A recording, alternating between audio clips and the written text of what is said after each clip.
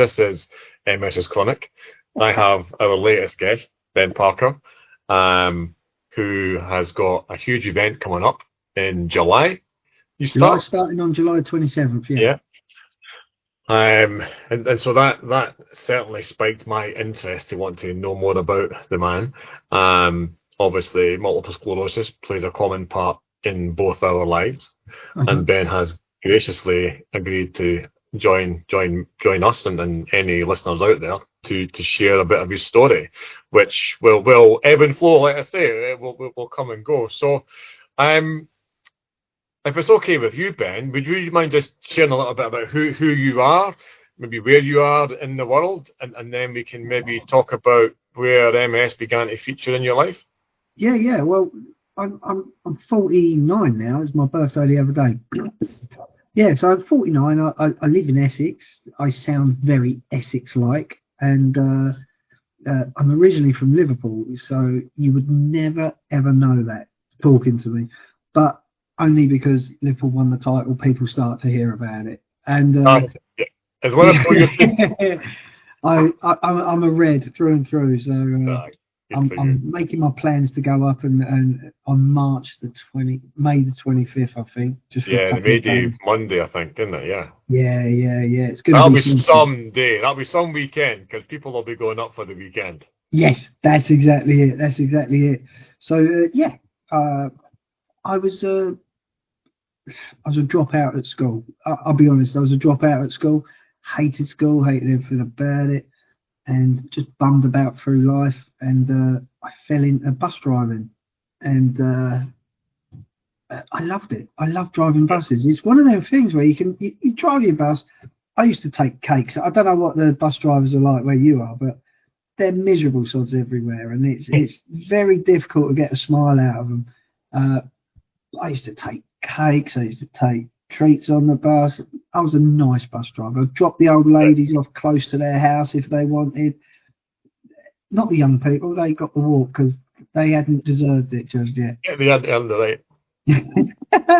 But it was just great. It was just great. And then it became really apparent. I've been thinking about it since our original conversation, and it became really apparent when I was getting out of bed.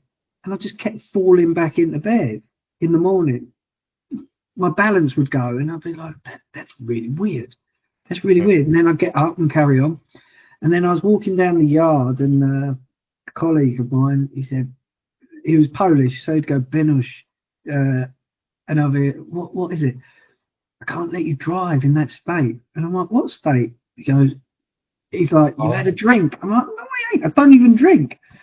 And he's like, oh, you sure? And I'm like, yeah, I genuinely don't know, because I was starting to go side to side at that point. Yeah. And can I ask you, were you aware of you moving from side to side? Were you conscious that you were off your natural? I was aware my balance was a bit funny at this point. Yeah.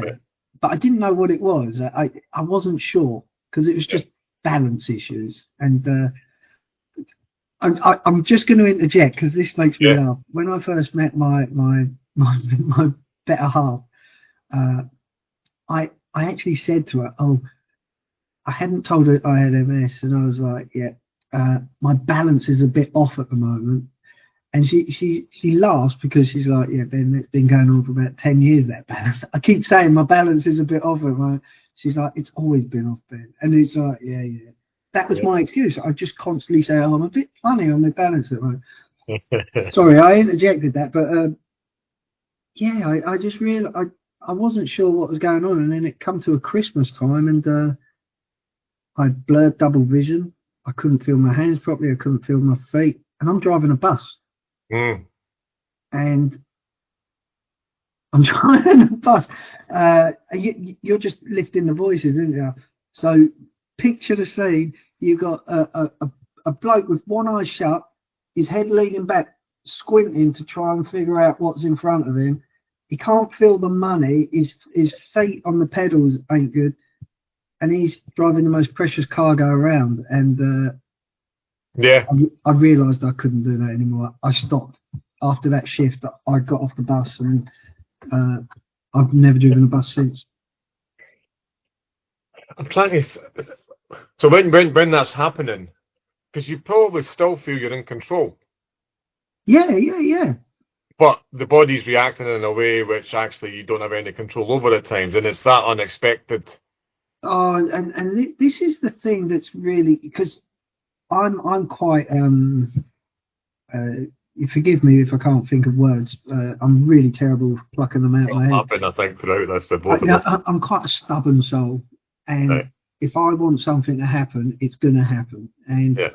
if I want to be able to feel my hands properly and do everything, walk properly and everything like that, I should be able to do it. But it just weren't happening, and I was losing all grip on my reality in all truth, because when I stopped driving the bus, that was my income. That was my income. That was everything. I had no other, because I was a dropout from school. I had nothing else to fall back on. So it was actually a really tough time because I didn't know what was going on. And And sorry, I can't remember if you did say how old were you when this was going on? I was 20, late 20s, 29, I think it was, something like that. Yeah. 28, 29. I genuinely, maybe even 30. It's yeah, it was when I was driving buses. I had all the signals because I like I mentioned to you before, my uncle had MS, Yeah. and he died at a very young age of 53 because treatment for it back in the 70s, it was non-existent really. So it was basically just yeah, you've got it, good luck. That's how it was. Yeah. And when my father was ill, he had cancer, and this is when I was still driving buses at the time. And I went in to see him when he was very close because I got a phone call. He lived in Spain. Now he grew up in Birkenhead in Liverpool. Yeah. Very poor, and he always wanted to live on the Mediterranean, and that's where he was at the point where he was about to exit this place. And I walked in and I looked at him and I just went numb from head to toe, top to toe, completely numb all over. And that stayed for a good 3 or 4 weeks. It was horrible seeing my dad in that position. But I didn't even recognise what was going on, even though my uncle had it. We didn't really talk about it, and all the problems I had, and everybody just went, "Yeah, you're stressed. You're stressed, Ben." Yeah. Yeah. And I think so. Your uncle in the 70s, Yeah, he was diagnosed, or he passed in the 70s, and I think when you mentioned there, didn't talk about it, didn't talk a lot about a lot. People didn't talk about a lot of things then. It was all very kind of private or hush hush, yeah. uh, you know. And it's got better. I think people are more open, sometimes too open, Yeah. for likes and clicks and stuff. But there's definitely a society cultural kind of thing which has changed. Maybe it's people are more aware about everything than what we used to be, or feel more comfortable having those kind of conversations. But yeah, but my dad died of that cancer 12, 13 years ago, and we didn't talk openly about it, but it wasn't easy to hide. I mean, it was an obvious thing. But my granddad, his dad, he died in 1982, I think. My granddad Black died, and I was only 11, 12, so I probably wouldn't have been that switched on to what was going on anyway. But it wasn't a conversation. Certainly, it wasn't talked around the kids, I guess. We only found out my granddad was ill when he was actually in his last couple of weeks, bedridden in the house and getting ready for kind of going to the funeral. And that was kind of, oh, right, okay. So I get that. You wouldn't have had any kind of awareness of what was going on until, I guess, the inevitable happens. Well, the weird thing was, and it's quite sad to be honest, but my dad, when my uncle died, I was 16, so I can't remember the year, but it was 30 odd years ago. He sat me down and he said, "Forgive me, it was when my granddad died." He sat me down and he said, "You do know it's your Uncle Mike next." This was my dad at the age of 16. It's your Uncle Mike next. because he had gone down that road. Yeah. And my dad died before him. Wow. It's really weird because he kept going, and then my dad, my dad passed in 2005, and then my Uncle Mike in 2006 or 7. Okay. So, and So close to each other. well, I'm told that my Uncle Mike was just devastated when he heard my dad had died. Right, And okay. they were close as brothers when they were young. Yeah. And from what I'm told, he just gave up. So Anyway, so I cut across you telling me a story about you visiting your dad and how you became numb from top to toe and that feeling. Oh, that was so weird. I just couldn't get my head around it. Everything, my hands, my body, everything from top to toe was numb. I've had it several times since, but when it actually occurred, it was an instant thing. It was an instant when I saw the man who helped create me, and I didn't see who it was. It was a completely different person. He looked absolutely shocking, and it still haunts me to this day when I think about him at the end. It was really horrible to see, and it was. These days, my hands and my feet, they call it altered sensation now, don't they? Mm-hmm. Yeah. But they're not fully there anymore, and they haven't been for years. But they go numb, they get better, they go numb, but now they're just constantly a bit weird. Yeah, I've got that. So I've shared my story a lot actually on these chats.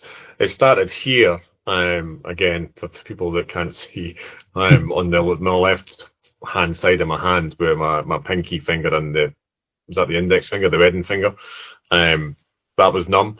And like you, I went to the doctor, and I wasn't told it was stress. I was told it was probably a trapped nerve from maybe a sporting kind of injury at football or something. So they gave me a neck brace to wear for 2 weeks. That was it. Off you go. Of course, it never changed. Nothing stopped. But I got very accustomed to it. It wasn't painful. It was just a bizarre pins and needles like sensation, which lasted for long enough for me to go back and say nothing has happened, nothing's changed. And I got an MRI scan through in Edinburgh. Got the blue ink as well. They were obviously looking at it. I don't know what that does, but it must show some sort of circuit on how things are working. Yeah. And that was it. That was back in 2002 for me. And it was 15 years later I was diagnosed. I won't bore you with my journey because that's not what this is about. But I found out in 2015 when I spoke to a neurologist. In 2002, notes were put on my record by the doctor or whoever done the MRI scans that MS was a consideration, and I would have been 32, which kind of fits the time scales of a lot of people. Anyway, sorry. We're similar ages with that, and it's from the mid to late 90s. I was turning up in hospitals with numbness and balance problems, and I was just constantly going to doctors, constantly been told it's stress, constantly. And look, I'm not going to dig at my family and my friends, but they were telling me it was stress as well, and everybody was saying it's in your head. It's in your head. Funnily enough, it is in your head, but not the way they thought. Yeah. But it's just consistently people telling me it's there, and I couldn't quite get my head around it because I'd go to doctors and I did what they said. Like, they gave me antidepressants, and then when it cleared up, they went, "There you go, it's fixed." But I was presenting myself with classic, not just silly little symptoms, but classic MS symptoms, family history of it, and nobody found it. Nobody even thought of looking at it. And it was only when I demanded, and it was a demand, to see a neurologist, that I was told they're only going to tell you what I've told you. They didn't. I spent 2 minutes with a neurologist, and he said, "Yeah, you got a demyelinating disease," within 2 minutes of meeting him.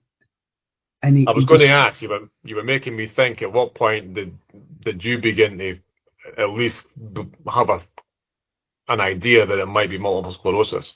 And obviously, Yeah, yeah. Do you know what? It was when I go back to when I stopped driving the bus. It was Yeah, around that time, and it was all going a bit wonky. yeah. And I had a friend round. We were having something to eat, and they had MS. Oh And wow. I was just talking to them, and I said, "What do you think? Do you think this is?" And they actually said to me, "Yeah, in all truth, yeah, I think you have." I remember that conversation. I've not thought about How that for ages. and the fact that you've got a friend that's got MS, like, because I apart from people who I've met since because of the local group or on YouTube or through social networks and things like meeting yourself, I don't know anybody with MS personally, other Oh, than since having had it. Do you know what I mean? Since then, I know loads. It's yes, like you get a particular yeah, colour of yeah, car, and then they're everywhere. yes, yeah. Look, I got. This is going to sound weird, but there's a bloke who lived across the street from me when we were kids. He was a year above Joel, literally across the street from me. And we used to go to school together. We used to go to youth club together. Yeah, He's been diagnosed with it. It's quite astonishing. And when I found out he got diagnosed, I was devastated for him. Devastated because it was a few years after me. And look, I'm not a miserable person. I'm not a self hmm, piteous human being. But I felt so sad that he's going to have to go yeah, through what I'm going through. It actually broke my heart, and I couldn't even phone him for a while because I just felt really devastated for him. It's not yeah, it's not for me, it's for him, and that's the thing. It's yeah, genuinely I know loads of people with it. yeah, yeah. Well, I think you're the way you're feeling, the way you're describing how you're feeling it, it's because personally you've been touched with it. You personally you've got it, and personally you understand the uncertainty of it, Yeah, yeah. and you understand the uncertainty of it, and also how devastating it can be Oh, it's when it gets brutal. to its worst. You know. And I'm going to add to this as well because it's my friend who lived directly opposite me, the neighbour next door, the wife. They were a couple in their late 40s, early 50s. She had it, and we used to see watch the husband helping her get into the car every day. She really struggled, and we never knew what it was. And then when it was pointed out what it was like, oh yeah, my uncle's got that. And then Yeah. it was just so there's three houses, and we all had it, but we didn't know we all had it at the time. You've just actually reminded me. I did. My friend's mum had MS. I think she's still alive, and they used to run a pub, so we were in there quite a lot. And funnily enough, I was at the hospital years ago now, probably pre-COVID, and I was just going up to get my bloods taken, and Graham, whose mum it was that has MS, he was up there, and I was like, because at this point I don't think I'd told anybody, and he said he was up and he was quite open. He was saying he was getting tested for MS because he'd been going through symptoms and things. He didn't get diagnosed with it in the end. A few years later, he actually had a stroke. He's kind of fine or better now. He's not 100% the way that he was, but yeah, Mm. there's that one person. Um, but yeah, it's a funny thing, MS. You made me think as well last night. I don't know if you watched it. There's a TV program on Channel 4 called The Piano, where it's a bit like a what do you call it, Britain's Got Talent thing, but they're looking for the pianist to play at a big concert, so they go to different venues, and I don't know where it was. I think it was in north of England. It might have been Manchester or Liverpool. I don't know. It could be completely wrong. But this particular venue, and I'd watched a couple of the people playing their tunes. You know, you find these pianos in train stations or in Yes, shopping centres. It's yeah. that kind of setting, so it's that kind of environment. Anyway, this woman rolls up in a wheelchair, and I don't know why, but I just said to myself, I bet she's got MS. Sure enough, she's Yeah, got yeah. MS. She used to play in the theatre and the concert pits of shows, Oh, um, right. Okay. and so she'd lost that fluidity, but she could still play, and she still had relatively what I could Yeah. tell. I mean, I can barely play chopsticks in the piano. She was she was brilliant. You know, it was really good to see. But it was good seeing somebody with MS in a positive kind of representation. Because a lot of the time, when you hear somebody on MS in a telly program, they're either in the background as a character, which is kind of incidental to the storyline and not really necessary, or it's a real dramatic, and it is dramatic for a lot of people. But there's not enough of guys like yourself who kind of have a stoic, positive outlook and kind of live as normal a life as I guess as a lot of people do. Anyway, sorry, I digress. I did say that would happen, so you're fine. Don't worry. You just remind me of a couple of things. Now, we went to see Ocean Colour Scene a couple of weeks ago, me and my missus, and I'm told, and I haven't even looked into it. I should have looked into it. But the bass player, he's just recently been diagnosed with MS. But you'll have to forgive me. I can't say that's factually correct. But when I saw that, and he was still up there playing, and he was playing very well, and I was like, good on him. He was still doing it, if that's true. And the other thing is, a lady off telly, what's her name? Christina Applegate. Yes. Married with children. Now, I don't know whether I struggle, and look, I'm not somebody who wants to put people down. I really struggle with how she portrays it, to be honest. No, I tend to be on the same page as you. Maybe it's because it's a Hollywood thing. Maybe it's because it has to That's be exactly dramatized. what I was thinking. Yeah. You know, maybe it's because that's the life she's on. Because was she not a child star as well? Yeah, she was in Married with Children. It was a brilliant program. Oh, well, yeah, right. So and maybe that's how she just knows how to live. You know, the way that it's presented and portrayed. I found that. Sorry, I'm cutting you off. I found it dramatic, overly dramatic, overly. Yes. I mean, I don't know the person, and we all deal with it in our own ways, and it's really bad of me to make any kind of. But it made me feel it was just a bit over the top.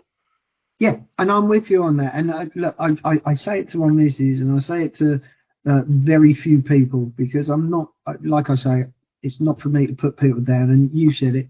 We all deal with things our own way, but I just really struggle with it. I really struggle seeing how it's portrayed there, and it's just very dramatic. I'm going to backtrack a little and call myself a bit of a hypocrite, because I probably did the same thing when I started to do my own little YouTube videos after I was diagnosed with MS, kind of very putting myself out there, trying to be a bit of an MS storyteller, for want of a better description. And I ran out of things to say, which a few years later I thought, well, other people have got plenty to say, which is why I think it's great hearing stories like yours. And I didn't have that Hollywood upbringing behind me to maybe understand how to touch the right emotional buttons and cues for people, because clearly she gets a lot of kind of interest, and she's got a high profile, and she's probably helped other people with MS come to the fore. Of course. So I am going to backtrack, only because I think I'm probably being hypocritical, because I've probably done the same thing on a much smaller scale. But I still think she was over the top. Look, we can all be over the top. And look, I've played on it at times, and I've done what I needed to do to get a bit of sympathy at times. It is what we do as human beings, I think. But, yeah, maybe we should move on, because otherwise I'll just end up going...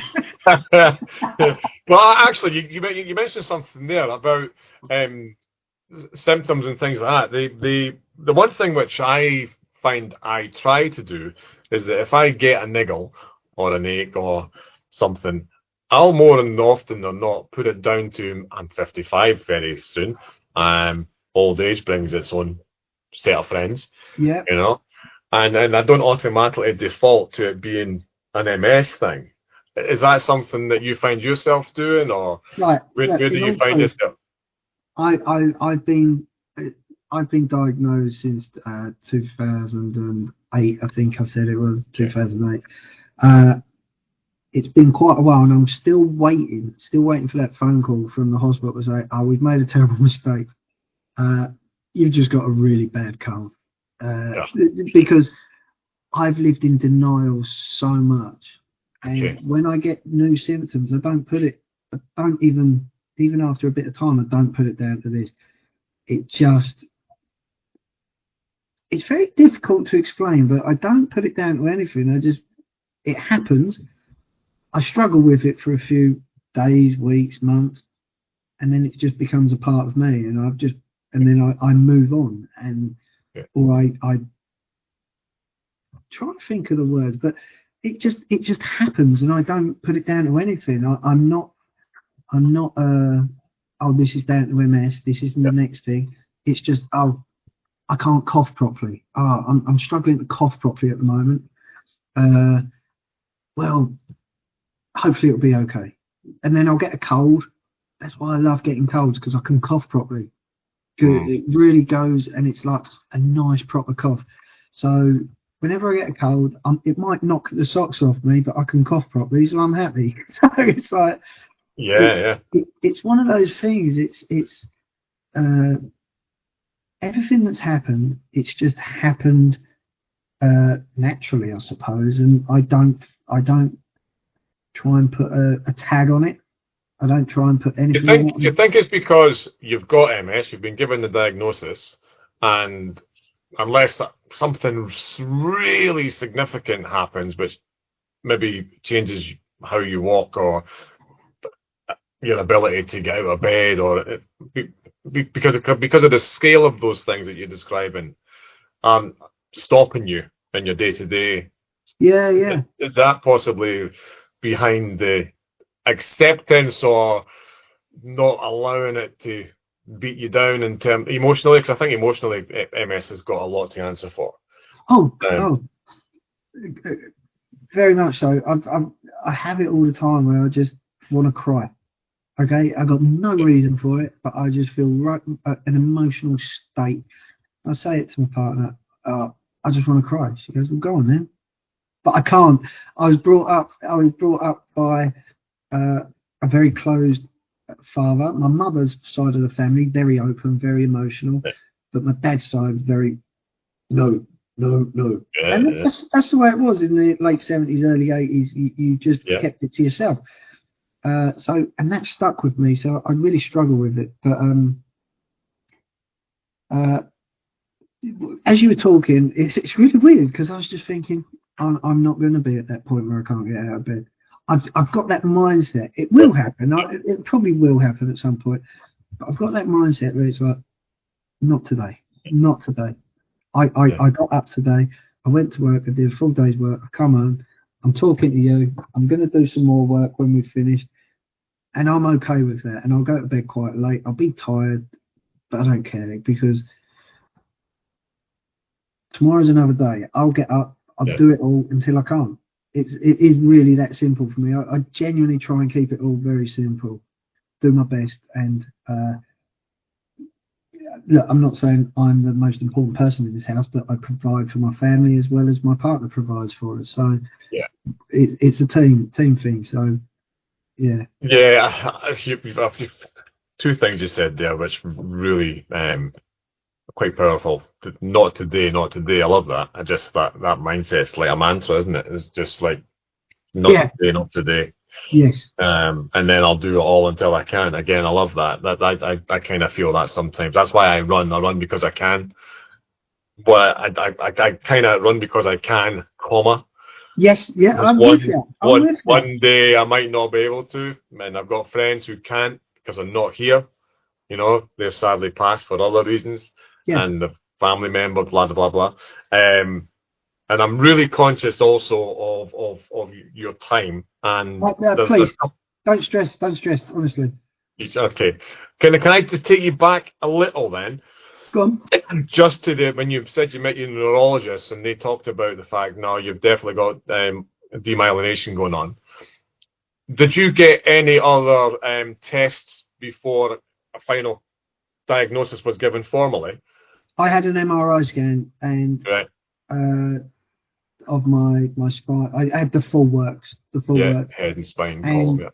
I went back and he went. It was so weird. I took my friend with me. Because I didn't want my mum going at the time, because she's had to put up with all sorts of stuff. And we went in and we sat down, and I just said to him, "So is it MS?" And he said, "Yes." He didn't sugarcoat it. That's his training. He can't Yeah. sugarcoat it. Yes, you got relapse remittent multiple sclerosis. And in all honesty, don't remember anything else he said. That was Right, okay. That was it a was a confirmation. blur.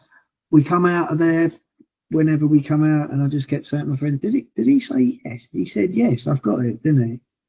I just kept saying that over and over. I just couldn't get my head around it, even though I knew it.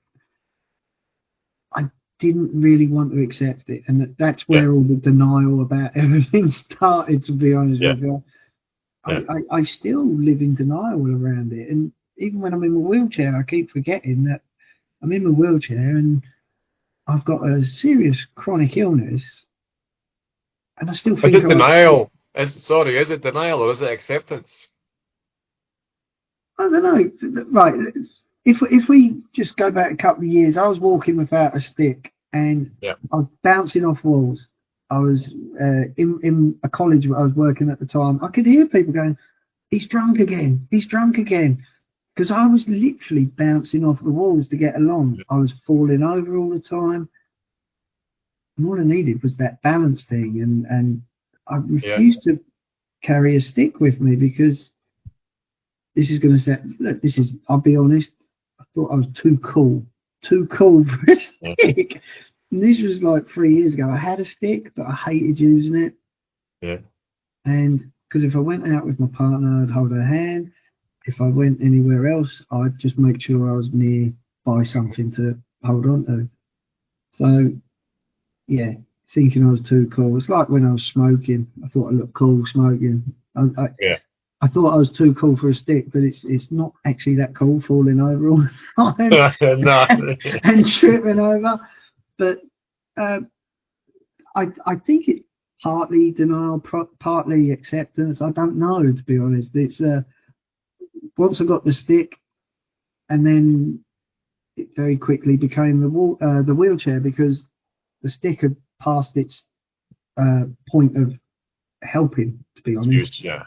So yeah, it's Okay. So quite quick in terms of once you got to the neurologist, your MRI confirmed it for the neurologist because within it a was month. not right. So that's yeah, and that was on your insistence because you'd had these symptoms going on, and it's not stress. It's not something which Yeah, can just yeah, be dealt with through time or anything else. yeah, And it was because of your family. I guess because of you had at least the family connection to look yeah, back on, and it might be that. yeah. And so you've got the diagnosis, and then the diagnosis comes. Um, would there have been any medication at the time you were diagnosed for you to be given This treatment is the with? amazing thing, right? It was genuinely. I was told, right, we've got these things that you jab into your stomach and all that, but we've got this new drug that nobody's had it in this hospital. It's called Tysabri, and it Yeah, is for people with aggressive relapse remittent multiple sclerosis. It does have its uh, um, drawbacks. It could be quite dangerous for you. It could kill you rather than help you out. There's like, has it been tried and tested? And they're like, yeah. It's like, then I'd rather have that. Because so so it was also this new drug. It's quite exciting from what I heard. It reduced relapses by up to 70%, yeah, which to me that's astonishing. yeah. It is actually incredible. So I went on it, and I'm still on it today. I'm still on it, even though last time I saw my MS nurse, she was saying to me, "You need to think about uh, Changing. it. You're at the point where it's not really doing anything for you. It Okay. might just be a placebo at this point." Yeah. And she said, "You need to think about somebody." Somebody. Excuse me 1 sec. Somebody's doing some gardening with a saw out there. I'm just going to close the window.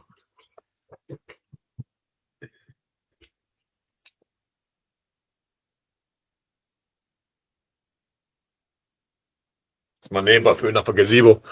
Oh, nice, nice. Yeah, they must be hoping, or they must be hoping that there's going to be a summer coming. Oh, it's been lovely down here. Sorry, you were saying that the Sabri it's lost. It's becoming more of a placebo effect than Yes. actually doing what it was Yeah, so or had been doing for you. my nurse suggested I think of somebody to have power of attorney over my finances and other things. Wow. To get that in order. And there's a bit of a, well, okay, thanks. But I sort of see where what she's getting at. Even though I'm not going to need it for years, I've decided I'm not going to need it for years.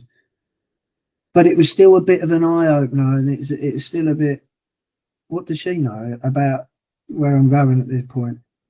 So, because have you heard of the EDSS score? So I'm really rubbish remembering things, but tell me what it is, and then I might have some familiarity around So it. you've got 0 at one end, All right, yeah. and you've got 10 at the other end. When you're at 10, you're not about. Yeah. Right? Yeah. So I got a new neurologist recently. First time in 17, 18 years since this new neurologist come in.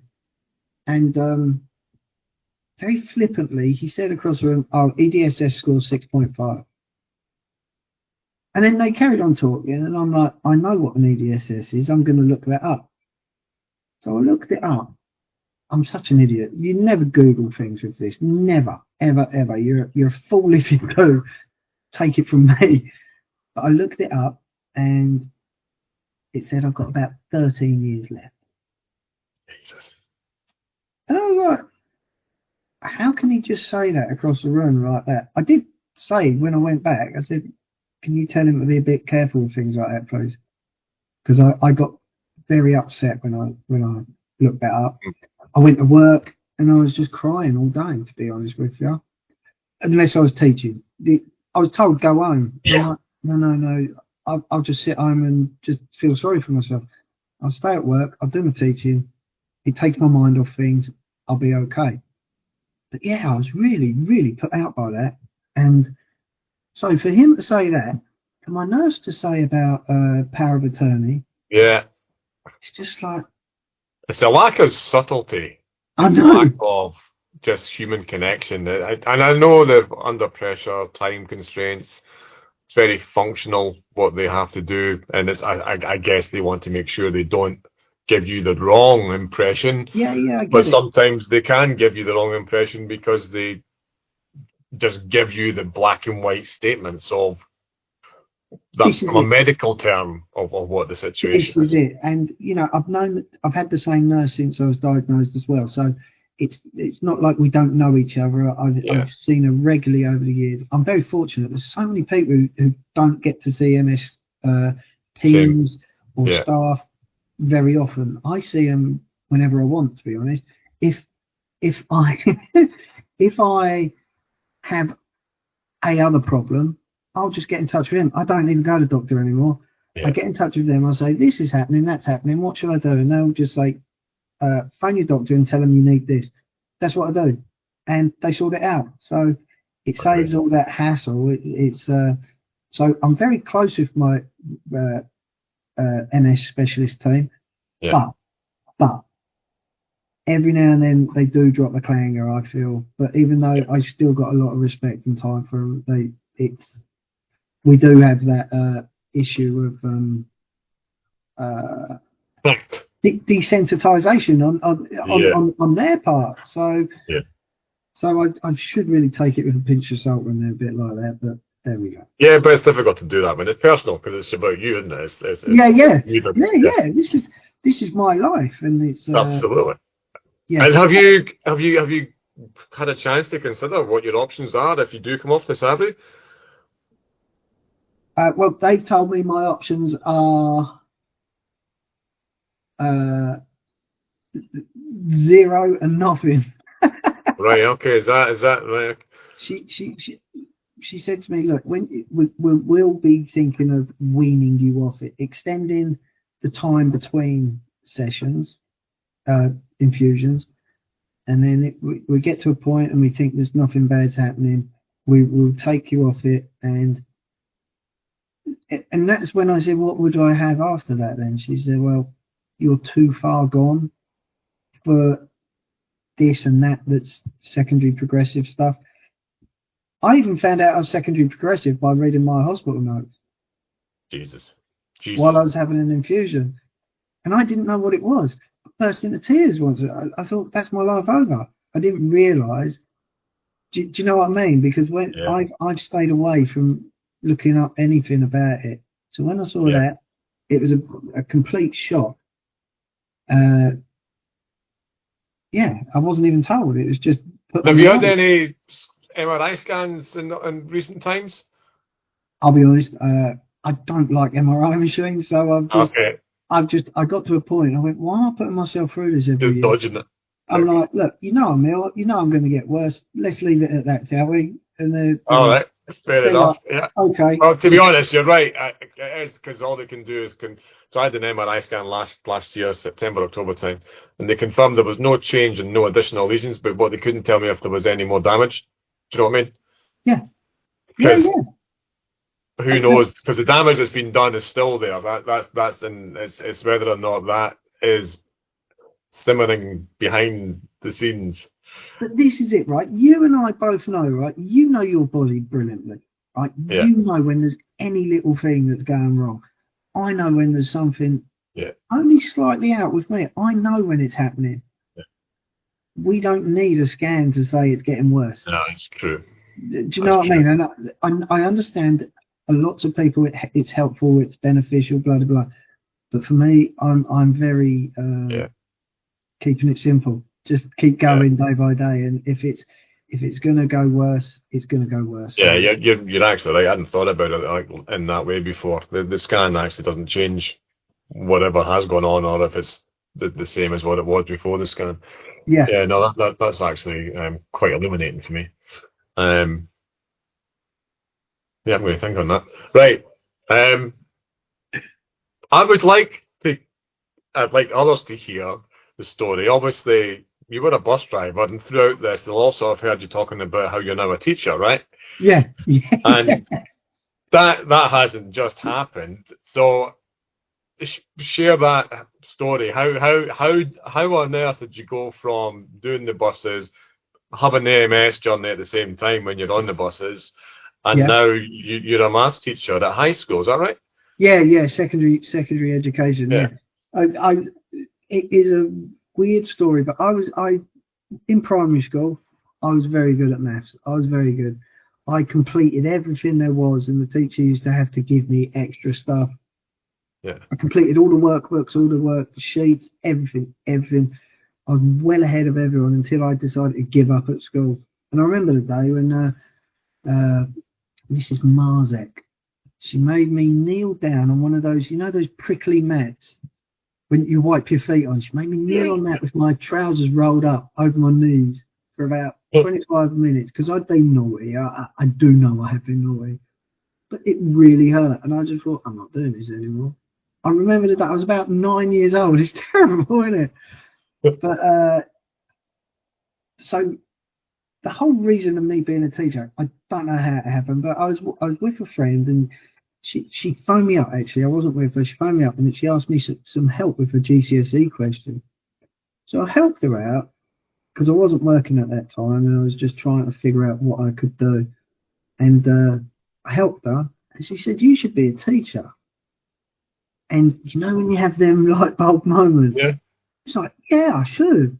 Right? Did that click with you, did it? Did it really? Yeah, wow. I should. Right. So I ended up next day phoning up the government education helpline, teaching helpline, and saying, right, I want to be a teacher. I want to teach maths. And they're like, okay, that's brilliant. Have you got a degree? No, sorry, no. Okay, you got A-levels. No, still coming up short here. Okay, what GCSEs you got? And I'm like, yeah, I've failed on all of that, sorry. They're like, you can't be a teacher just yet. And I'm like, right, how long is it going to take? And they're, well, about 6 years. I said, all right, I'll phone you back. That's what I said. 6 years later, I found them back. I'd got everything. I took back to night school for GCSEs. I then did, I just self-taught myself my A-levels and passed those. And then self-taught, Open University, self-taught my Yeah, degree.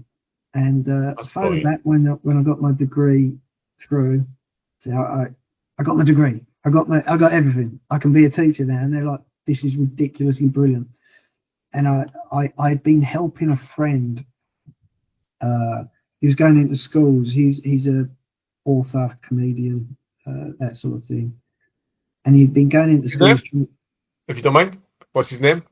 Oh, he's not huge, but he's a wonderfully funny guy. James Campbell. James Campbell. He's actually going to be up at the Fringe this August, I think. All right, I might make a beeline to the. I do like the Fringe. Have you been up to the Fringe? I haven't. But I was going to go Oh, with him a few years ago, but it didn't actually come off. But he's one of these naturally funny guys with everything that happens. It's I can't remember how I described him to my partner before she had met him. I said he's just an incredibly beautiful man, and I mean that with the utmost respect to him. And he's hilariously funny, and I could just spend all day and all night chatting to him. He's just brilliant. But he took me into the schools, and there was one school in particular in Harlow where we went. is this him? That's the guy. That's the guy. Yes, he's No. he's a wonderful guy, a really wonderful guy.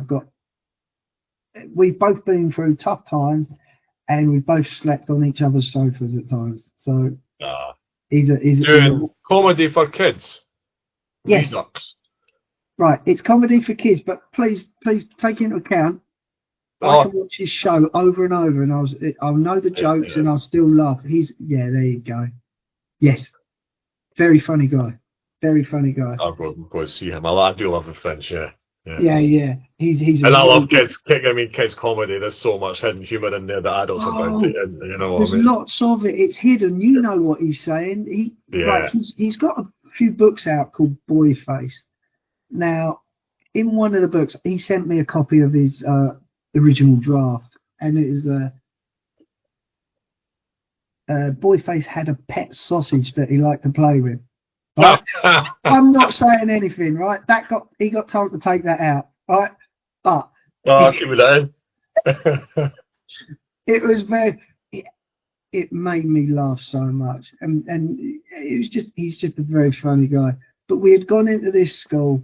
I really liked this school, and I just got in touch with the relevant people to get into that school to teach, and the rest, as they say, is history. Because I'm here 6-7 years later,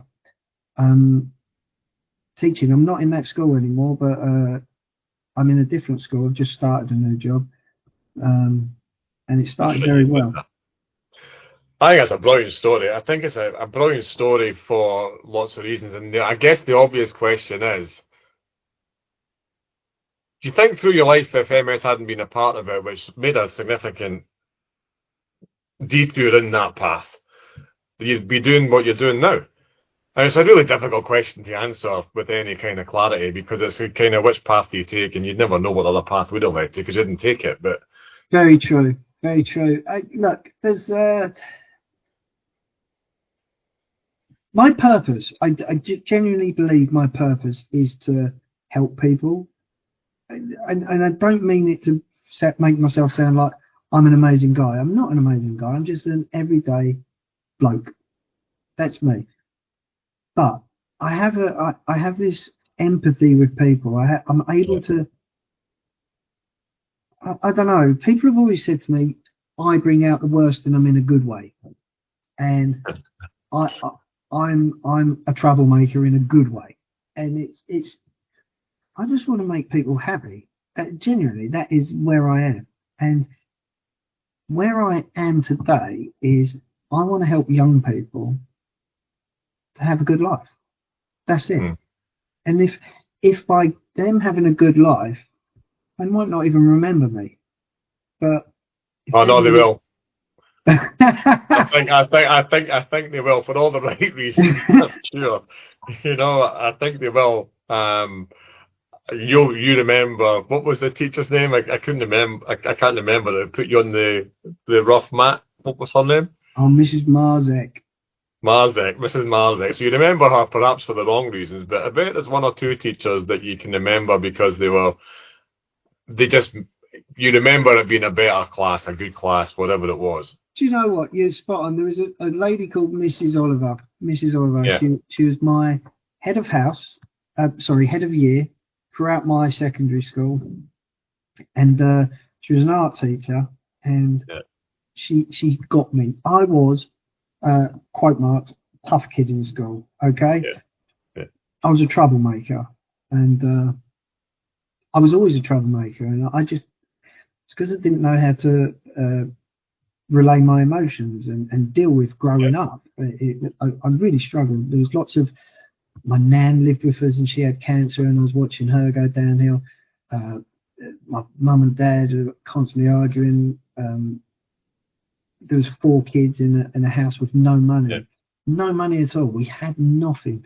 My mum would have a few pennies and she'd see how she could afford some bread and some beans. That's how poor we were, and I'm not saying it to try and get sympathy. It was what it was. My dad gambled on having a pub in the late 80s, just before the crash, lost everything. It wasn't his fault, it was just the way of the world. I had shoes with holes in them. Just all coming back. I had shoes and they were so badly... Mm-hmm. They were in such a mess. I used to go around people's houses and then chuck my shoes in the bush so people wouldn't see them. They were horrible. They were really, really a state. So, we were poor, but... Yeah, but the art teacher. Thank you. I was just trying to recall.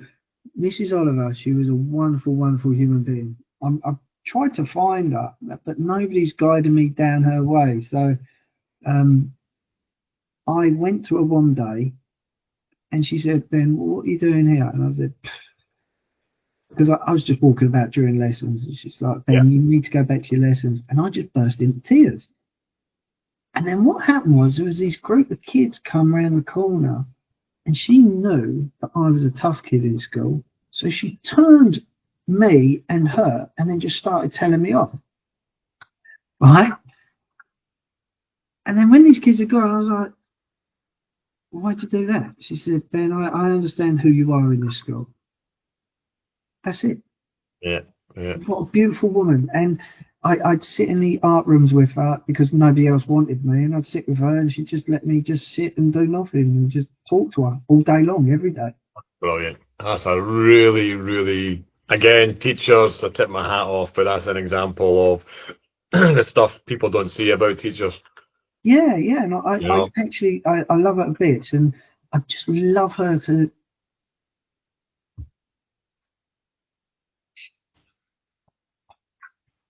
Take your time.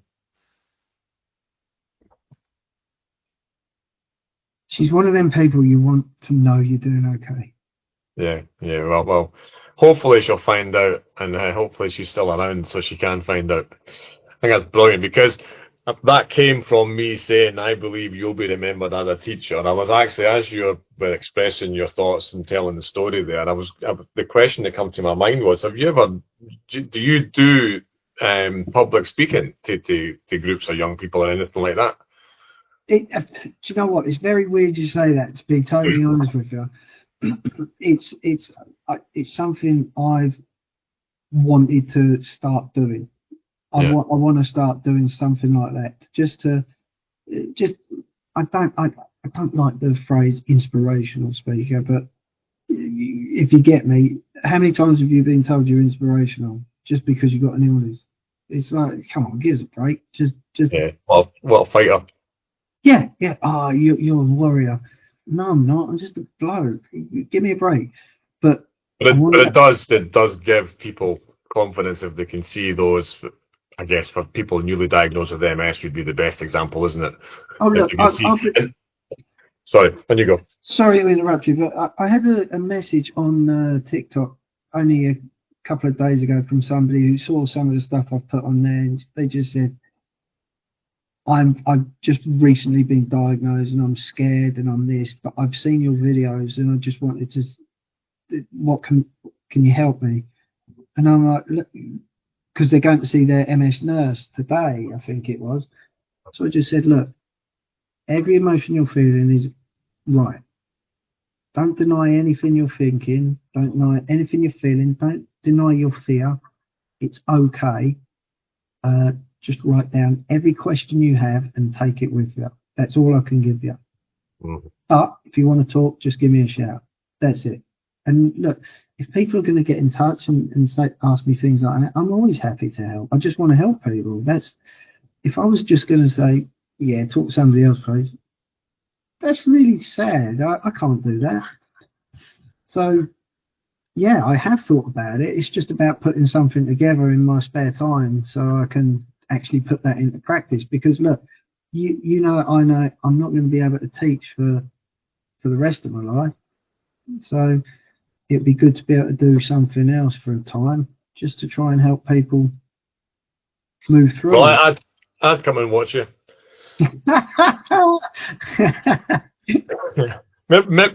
Maybe you could do a joint thing with James Campbell in the Fringe. Some sort of MS skit alongside the kids jokes. I don't know. There'd be something you can tie together. That would be so cool. We have done things together with one of his books. Several of his books we sort of put together. He put together, and then we got put on a summer school for young people in the region of Bury St Edmunds. Yeah. And these kids would come in. They'd be like really timid little things over the week at the beginning of the week. By the end of the week, they're like, "Yeah, I'm taking your job." It's like brilliant. And then we'd hire the theatre, the Apex Theatre in Bury, which is quite big, and we put on a show for anybody who wanted to come see it. And these kids were amazing. It was just jaw-dropping. So it's great to see that. And I've got a bow tie. Where is it?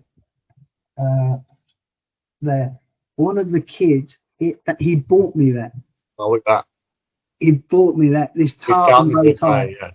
And now I'm a teacher, because he said, when you become a teacher, you can wear that.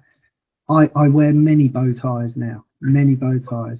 And it's all because young Noah, bought me that. It was very cool, very cool. But Noah, unknowingly, has created part of the image and personality of the math teacher, which all those hundreds of kids over the years will remember. Yes. When you look back on their school years.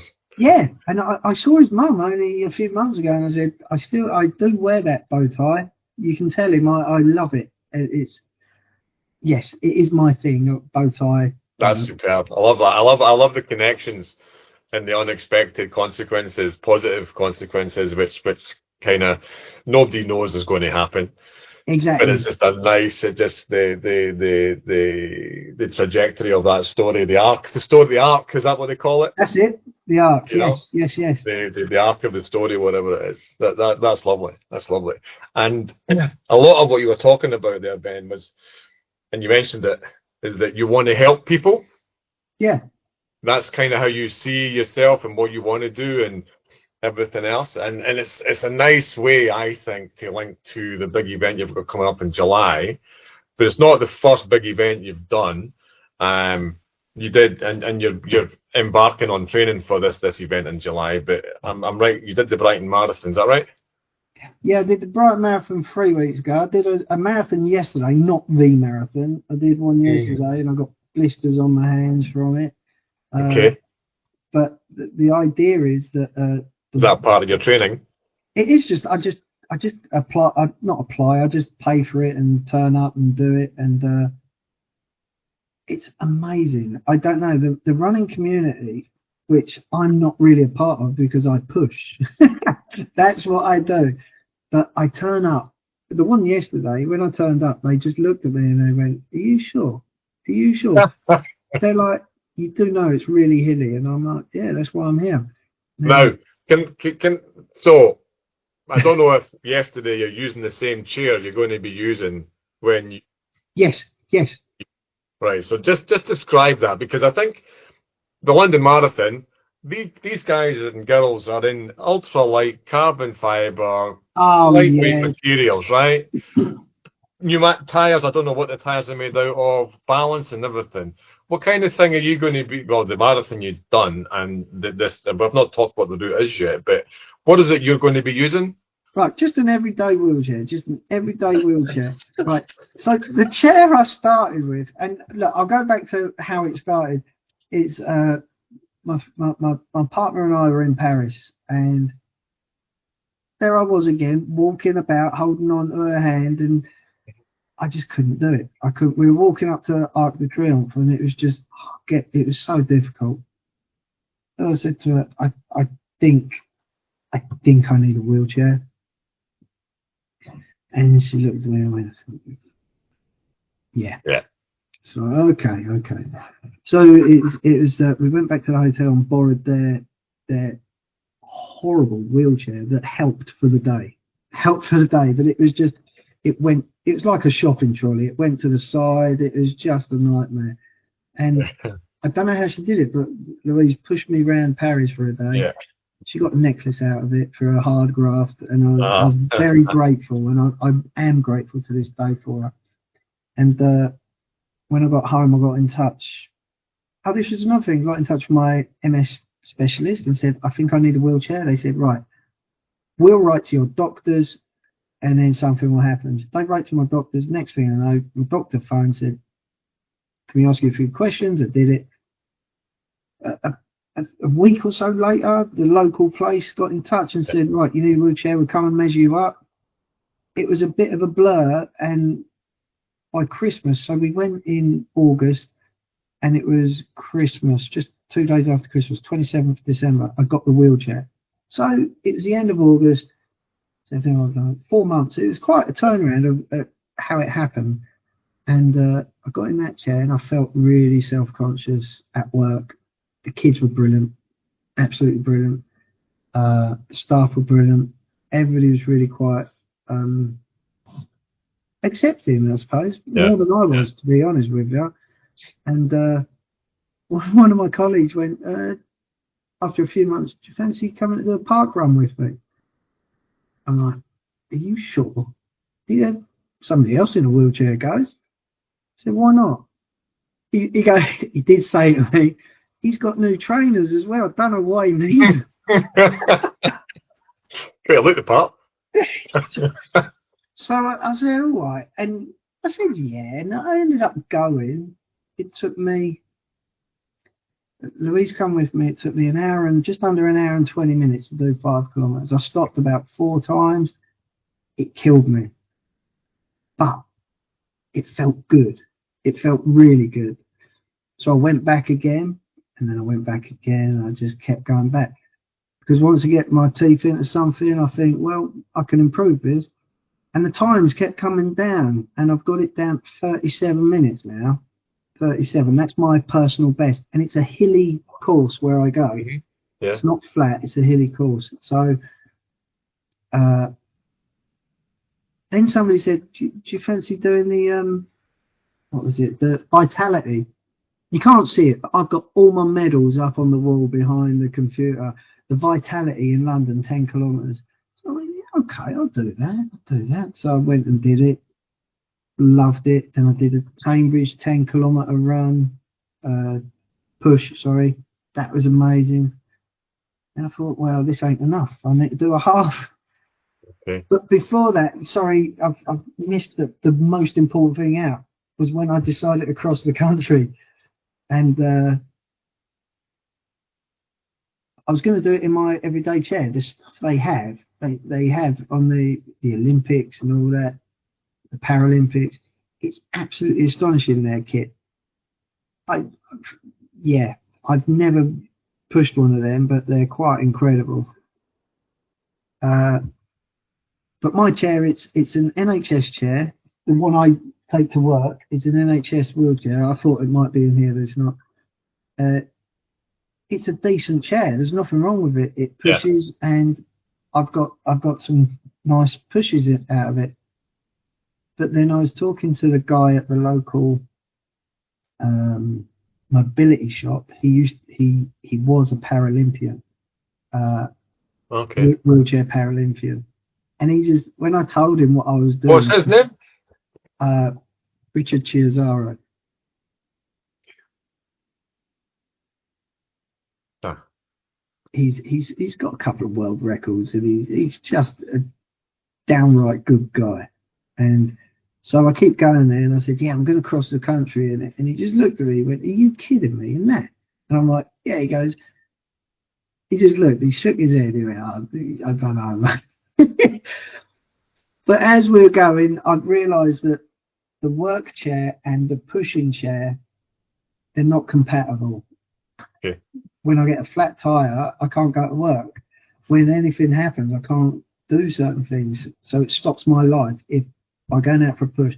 So I decided to get a second chair. And so I went to see Richard, and he helped me go through it to get it lighter, to make it more on point, so it was easier to push. So that's the chair I've got for pushing. And it's cost a fortune, but I've raised a quarter of the money for it through some fundraising. I've paid for it, so the idea for going across country, where did that come from? this is stupid as well. I was wheeling past my boss, and she said to me, how you doing, Ben? I said, yeah, I'm all good. She said, how's the chair going? I said, yeah, cool. I hear you did a park run. I said, yeah. I said, I might as well go across the country. And she went, and it was a joke. She sort of, yeah. And then she carried on, and I went off going, might as well go across the country. So then I said it to somebody else. Going to go across the country, might as well. You know that thing where you say it enough times, it then suddenly becomes, yeah, I'm going to go across the country. And the joke leaves, and it's like, yeah, I'm going across the country, man. And that's where it is. And yeah. And somebody said, you do it.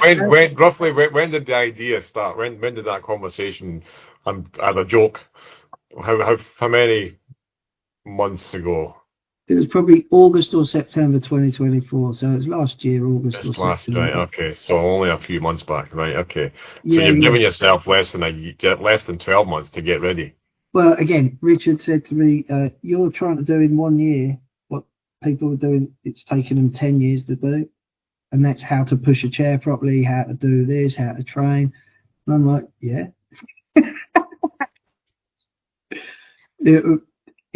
It's insane. It is insane. But, and the insanity, so just to explain for people listening, where you're starting and where you're ending? I'm starting in Lowestoft. It's Ness Point, it's called. Lowestoft, the most easterly point of the UK, I suppose. And I'm going to Land's End in the most westerly point. Over 2 weeks, in my wheelchair, all by myself, pushing with just my guns, and 50 kilometers a day, 650 kilometers in total.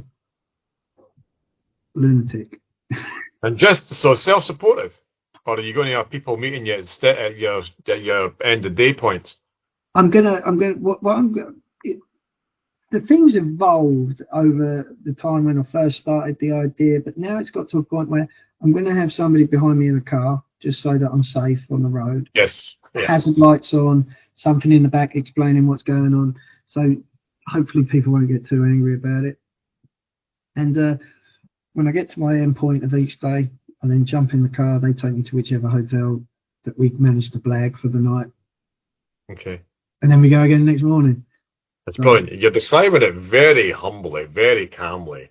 I think it's a huge event you're taking on. I think it's a massive event. The training that you're doing, obviously, includes things like doing the marathon yesterday and anything else. How do you fit the training in around your school day, your working week, your family time, and everything else? It's tough. It is tough. It's very tough. So before Christmas and just after Christmas up until February, it was all going along really quite well. But then I injured my shoulder and the rotator cuff, I think it is. And I didn't know. I was just a bloke getting in my chair and pushing. That's all I was doing. And I went to see a physiotherapist, and she did this amazing thing. She massaged it and gave me some exercises. And this was 3 weeks before Brighton. I didn't think I'd be able to push down Brighton Pier, and she got it. So I managed to do the whole caboodle. Yeah. I was gobsmacked with what she did. So I see her regularly. She's giving me these exercises. The local gym, he's the guy at the local CrossFit place. He's allowed me to go in whenever I want, and he'll give me some exercises to do, stuff like that. They're amazing. It's just there's a few more people in the local community. We've had a few meetings recently, and they're going to be putting, because it's just me and my partner, and I've got to this point and I'm like 3 months away from it and I haven't put anything into place. It will happen. You can be rest assured it is happening, but I haven't put anything in place. But I've pushed hundreds of miles in my chair.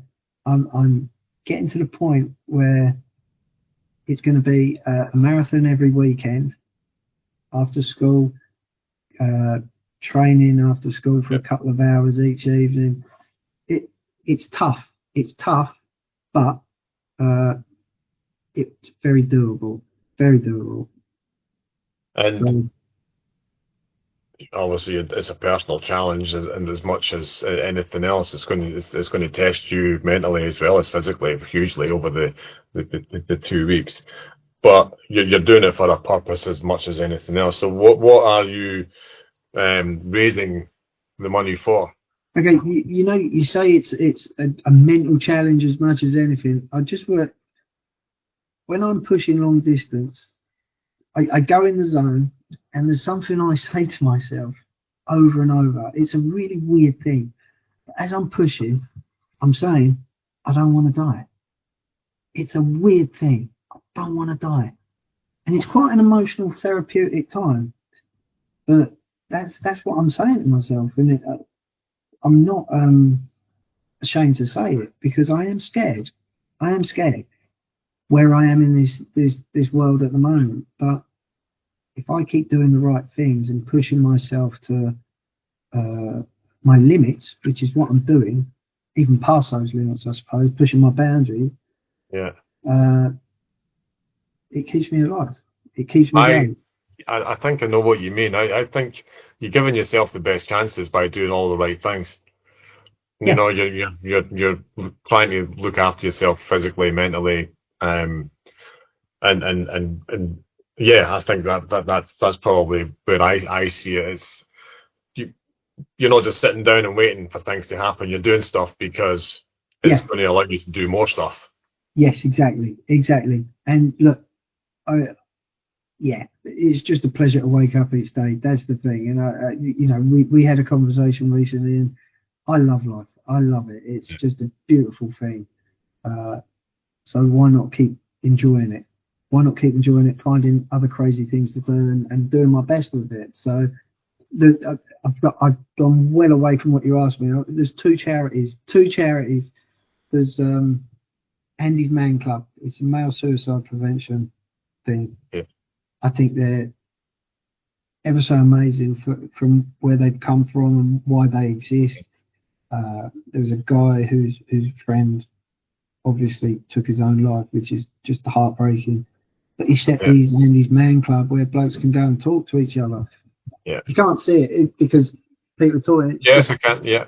Andy's Man Club, and it's your wristband. Like, it's okay to talk. It's okay to talk. Yeah. This goes back to when I was a kid. You don't talk. You don't let your emotions out. And if that's how blokes have been brought up, because that's they weigh heavy on you, man. Honestly. Yeah.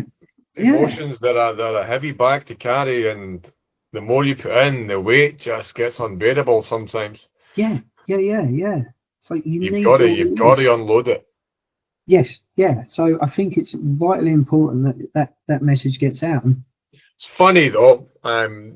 Sorry, I'm cutting across you because I think it's really important what you're describing. Andy's Man Club's up everywhere. It's up in Perth. There's a group up here as well. Um, but it just reminded me of the little chat that we had, and I think I don't know if it's because of having MS, but mentally and emotionally, it does play a part. I think on how you think. I'm repeating words a lot, but that outward persona that people see some of the time isn't the same as the guy that'll just go into their own space Yeah, and yeah, and either try and work through things on their own, and if you can do, which I think I can a lot of the time through music, through reading, just through just sitting on my own or running. I know that plays a part in helping me kind of just get rid of the stuff that's I don't want hanging about me anymore. yeah. Um, but I think yeah, the having a group like that, if it's not your friends or not your other half or not your family, if you don't feel you can speak to them, things like Andy's Man Club has been a huge Yes. avenue, support, resource. I don't know what you call it. Just a group, just a place you can go and be honest without being judged. Yeah, yeah. It's a lifesaver. It's. I'm sure it saved many lives. And Less than that, yeah. Yeah. even with that, it's not just saving the lives of the people who are going. It's saving families. It's saving all sorts of Yeah. things. I think it's just incredible, absolutely incredible. Uh, it's a beautiful thing. Somebody's done that through grief, so it's beautiful. Yes, I know, yeah, and how it started as well, yeah. Yeah, yeah. So Andy's Man Club, they get your support, obviously. They certainly do. And the other one is called No Child Without. It's a local educational charity in Harlow. Uh, Basically for the young people of Harlow who can't afford school trips, can't afford equipment, clothing, stuff like that, is just to help them out. And Yeah, again, when you're young and you've got no money, and I do appreciate what that's like, and I do know what it's like. It's something like that is amazing. It is an amazing thing. My friend James Campbell, I wouldn't be where I am today. I just passed my GCSEs. I completely forgot this. And he said, "Are you going to do your A levels?" And I'm like, "Well, I haven't really got the money." I went off. He's around my house. I went off, and then he had left my house. And when I got home, I'm like, "He's left that book." I'm like, "Why didn't he put it back?" When I picked it up, he had left the amount I needed to start my A levels. fine. And I was just like, I got in touch, and I'm like, "Why'd you do that?" He goes, "Because you need it, Ben. You need it to go to the next stage." Little things like that, and it just means an awful lot. So if people could, if I can help raise money for anybody to just help young people, older people, anybody, it changes lives. Things like that change lives. So why not do it? Why not do it? Funny thing is, Ben, you're going to change lives. I hope with my help we can raise loads of money for them. I've got just under 2.5 grand at the moment, so it's I've just, sorry, it just caught me there. Um, I've just been thinking about your story, and I'm going to try and summarise it in a little bit. But you've raised 2.5 grand. Have you got a target, a goal in mind? yeah, it was £1,000. Oh, well, job done. What? You'll have to go halfway. So yeah, I've smashed it. So it's just just to be honest, I this is going to sound how it's meant to sound as well. Because I'm in a wheelchair, people come to me. Okay, when I'm out when I did the Colchester half marathon, I had a lady, really nice lady. "Can I interview you for Anglia News?" And I'm like, yeah, of course. So she put the microphone on me and all that. So when I was talking to her about Andy's Man Club and No Trouble About. And then I explained what I was going to be doing in the summer. She was like, right, okay. What's your phone number? So she gave me a drop call. She said, get in touch 4 weeks before you start. Anglia News, they're going to do something. So yeah. I was interviewed on BBC Radio, not the big radio, the local radio. Yeah. Newspapers, stuff like that. It's just, and that's just me putting myself out there. People come to you when you're doing something that's a bit weird. A wheelchair, in an everyday wheelchair, not even a racing chair. Just turn up somewhere and say, right, I'm going to give it a go. What can they do but say, okay, fair play to you, mate. So, what's your start date? July 27th you're going? Yeah, it's going to be well hot. I said that to you the other day. I was like, that's the height of summer. Yeah. And I guess, sorry, this just made me. I did a coast to coast thing years ago. The Wainwright's coast to coast up north, which starts in. There it goes. Finish in Robin Hood's Bay, and you start. I can't remember the start anyway. But because you're heading in one direction and you've got the sun on the one side all the time, every day. So have you figured out you're kind of. You're going to do any backward rolling so you can get an even tan? You never know. I could give it a go. But this is the thing. The roads don't just go straight, do they? It's going to go pibbly. So, of course. Yesterday, I caught the sun yesterday. I know that. It was very hot. Very hot. Caught the sun. Made a couple of friends. It was just really good stuff. It was... and then when I got to the end of it yesterday, I'll tell you, the bloke who runs the thing just said to me, I didn't think you'd be doing this. Well done. So it's if you've got people have a perceived idea of what people can do, not just in wheelchairs but in any way of life. You've got a perceived idea of what people can do. You see these guys with no limbs and they manage to swim the length of a pool. Why can't you push across the country? Why can't people do anything they want to if they put their mind to it? That's my thing. Yeah. If you believe in it, you can do it. It's that simple. And I think you've obviously got a reason, and it's an inbuilt reason that you have. And I think it's part of your DNA. It's that you want to help people, and you've got that. That's your motor almost. That's just kind of what keeps kind of spinning in you and driving you on. That's what I get through this chat tonight. I think that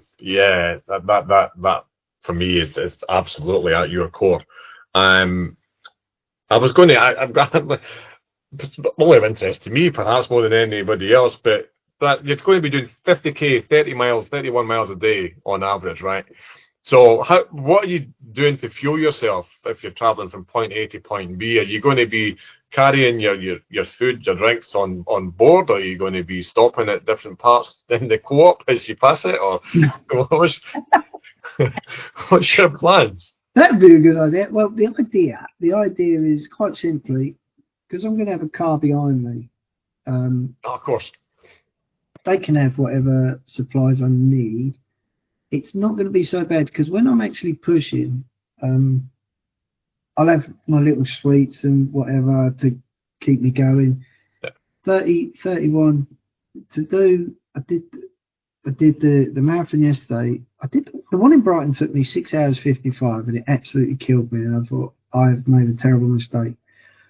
But then I did the one yesterday. It took me 5 hours 45, and I was like, an hour and 10 down. That's pretty darn good. Hour and 14. Yeah.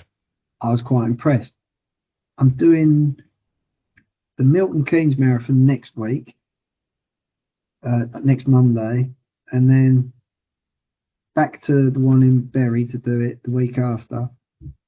Then a couple of weeks after that, I'm going up to ultra marathon length just to get in the height of it. But just to get a feel for that. Yeah, but it's weird because I drank so much fluid in both marathons and didn't go to the toilet once.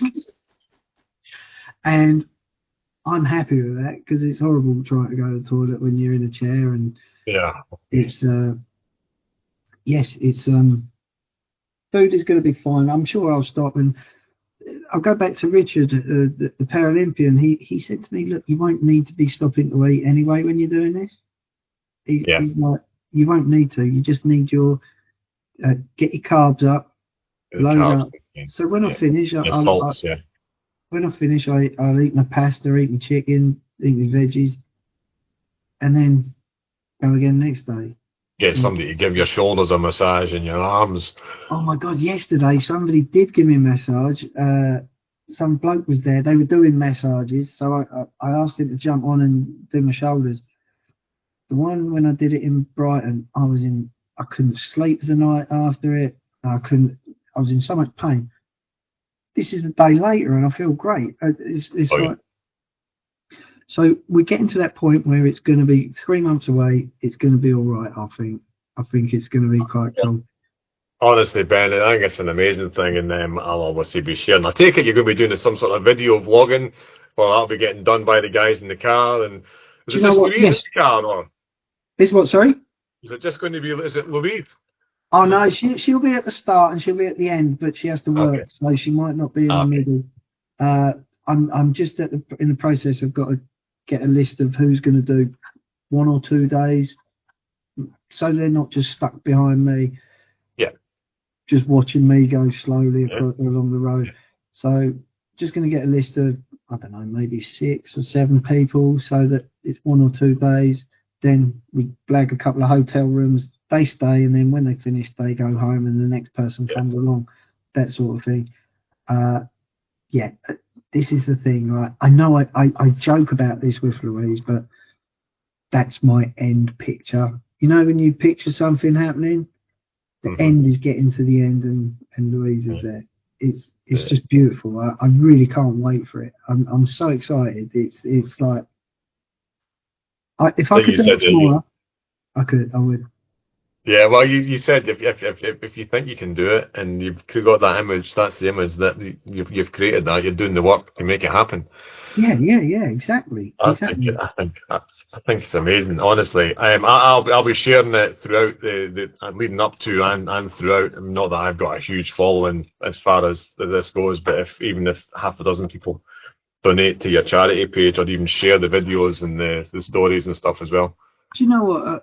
A friend of mine, and I won't say his name because I don't want to embarrass him, but he donated £5 to it, and he said, "Look, Ben, I'm really sorry, but that's all I can afford."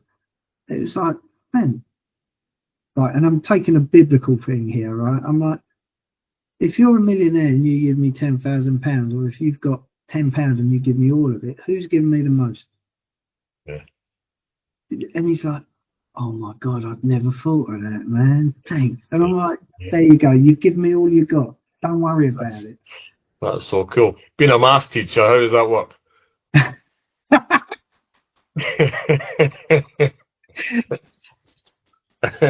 How do you explain that to your students? Oh, well, the kids, I have such... Because I'm in a new school, they're just trying to figure me out at the moment, because I am slightly quirky at school. I got no qualms about that. Yeah. I just love being a happy chappy at work. And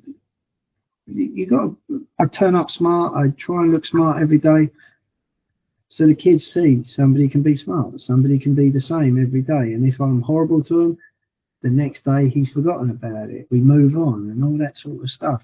And I genuinely love my job. I love it. It's great.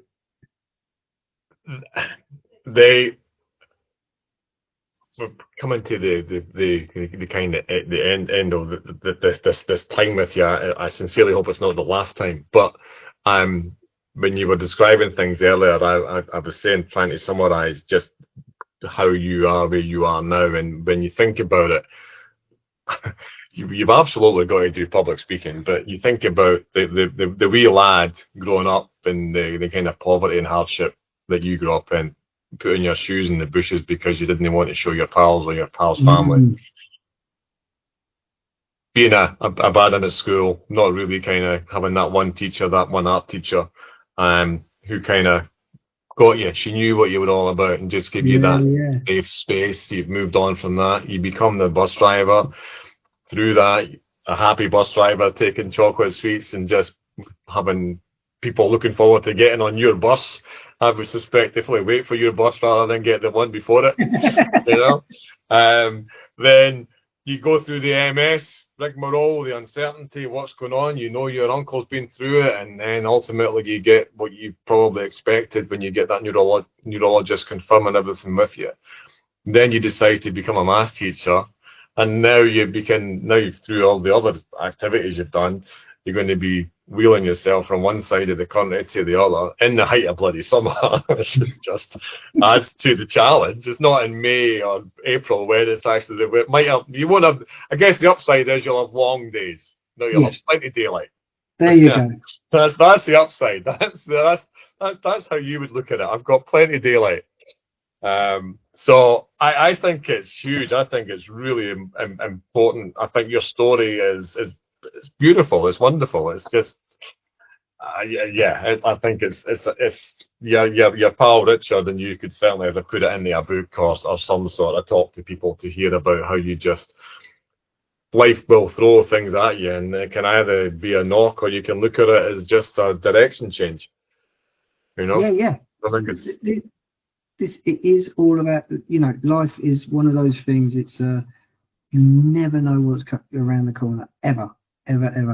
So you just get up, do your thing, and whatever appears, just go with it. As long as you're not hurting people, it's a good thing. So it's James, by the way, not Richard. Just wanted to say. It's James. Richard's the Paralympian. Sorry. Yeah, that's the guy. That's it. I've got my James and Richard too close together there. That's all right. Thank you for that. Well, maybe Richard could write a book. I don't know. Maybe. I'm sure he could. He's a really good guy. I'm very fortunate. I've got some really good people in my life. None more so than the beautiful lady that's in the other room. Just on Louise, a couple of times you talked about the wheelchair, and it sounded like Louise was like, yeah, it probably is about time. In her mind, there was no need for her to kind of discuss that, or you weren't looking maybe even for a conversation. She probably knew, but it sounds like she's allowing you to find your space to make those kinds of decisions in what you do, rather than kind of it being a contentious conversation or anything like that. The conversations we have are really quite easy. We don't have. It's not a difficult thing to talk about anything in the house. It's genuinely. It's such a pleasure to be able to live like that as well. So, with anything, Louise is so cool. She just says, "Okay, I'll go with you. I stood for local parliament a few years ago, and because I was just sick of everyone. And when I told her, she's like, "Yep, go on then." It's like supported. Well, that comes down to you wanting to help people. Again, it's within you. There's a motivation within you. There's a drive within you, which it's quite infectious. I'm conscious. You've already said about doing work after school and probably getting your tea and everything else. That's all right. It's okay. It's okay. I haven't even had my dinner yet. No, I know, and nor have I, but that was my choice. I've kind of compelled you to give me your time. Now, I see behind you there, I don't know if that's a 12-string or if that's a... That's actually...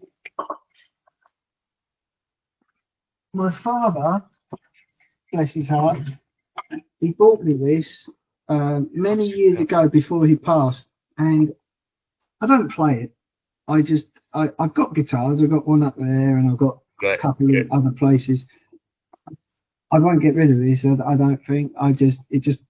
It just means a lot. So what? I know it's a string instrument. What is it? I thought it was a lyre. Lyre, okay. But it's made in Spain, so it might be a Spanish thing. I've never really looked into it, to be honest with you. He just bought it for me, and it did have strings at one point. It is. Well, maybe one day you'll string it and give us a tune. You never know. That might be. Speaking of tunes, there's a tenuous link if ever there was one. All my guests, I ask if they would have a song or perhaps two songs to contribute to the MSisChronic playlist.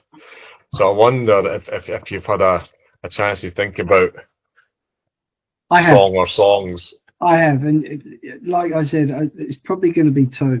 It's going to be one by Paolo Nutini, and it's called Better Man. And whenever I listen to it, I just think of my darling Louise in the other room.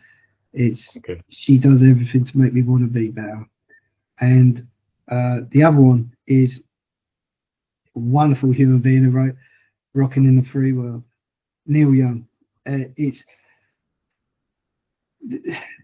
Music is an amazing thing, and "Rocking in the Free World," I don't care who plays it, how they sing it, it's an incredible tune. It's just about being free. Being free. I am free from. I've thought about this since our conversation, right? And I thought about this. I am free from this illness when I'm doing everything I want to do. When I'm doing the soppy hospital visits and all the other stuff, I'm reminded of what's inside me, what my body's doing. When I'm just living my life, I'm not that person. I'm just free, and I love being able to do what I want. And it's I just love it. I love my life. It's not every day, but I love it mostly. Mostly every day. I think that's but you know what? That's an important pin to put in it. It's not every day, but the days that you do, you absolutely love it, because that helps those days that you don't kind of get dealt with and pass on. This is the thing, the most important thing. And I was thinking about this as well earlier. You went, you've got to remember that. You've got to remember that. And I was thinking, what was it I said? And I think it's this, the fact that when I wake up, as long as I've got food in my belly and I've got a roof over my head, life is okay. It's that simple. Life is that simple. I don't have to make it any different. Nah, honestly, and you wake up and it's like you're talking about not today. Yeah. It's not going to get me today. It's not going to get me today. I'm going to go to work. I'm going to do my best. I'm going to come home. I'm going to be with my lovely lady. Can't complain. I'll do it all until I can't. There you go, man. There you go. Honestly, Ben, I am welling up here. Thank you so much. It's a pleasure, man. It's a pleasure.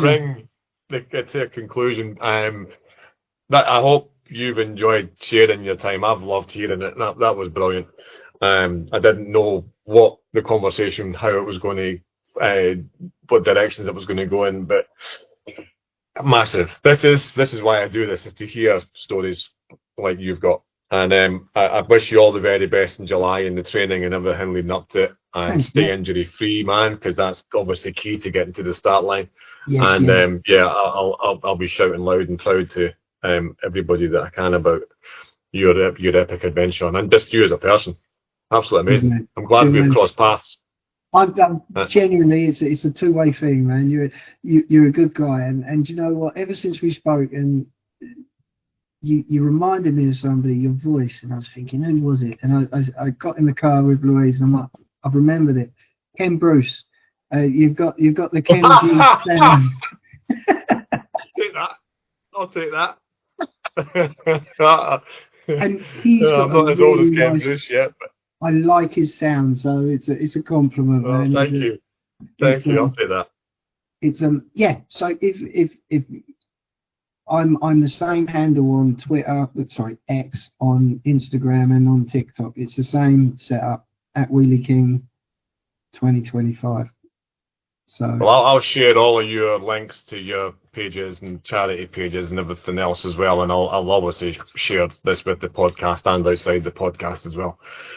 Perfect. And hopefully we can keep in touch, because I've enjoyed this. It's been great hooking up with you. It would be great. It would be really cool, man. I've really enjoyed it. So it's good because I get to talk about myself, and it's good fun. Well, I'm a very grateful audience. Thank you. You're a top man. I've really appreciated my time with you. Cheers, Ben. Thank you very much. Thank you, man. Magic.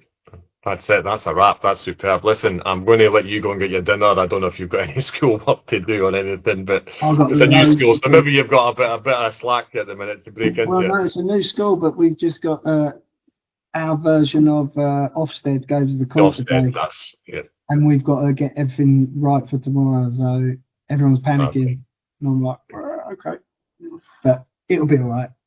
That'll be good. That'll be good. You can bring a measure of calm to things when you get there. I'll try. I'll try. If not, I'll just wheel out the back door and get away. Fill out the sympathy card. Thank you, lovely Louise, for allowing you to spend the time as well, because I'm No taking you problem. away from her this evening. So thank you very much, man. And what I'll do is I'll strip the audio out. I might even have a look at the video because I think our positions and things seem to be okay. But I'll edit a few bits and pieces and then let you hear it, and then I'll share it with those that do get a hold of it and listen, and hopefully they'll share it even further.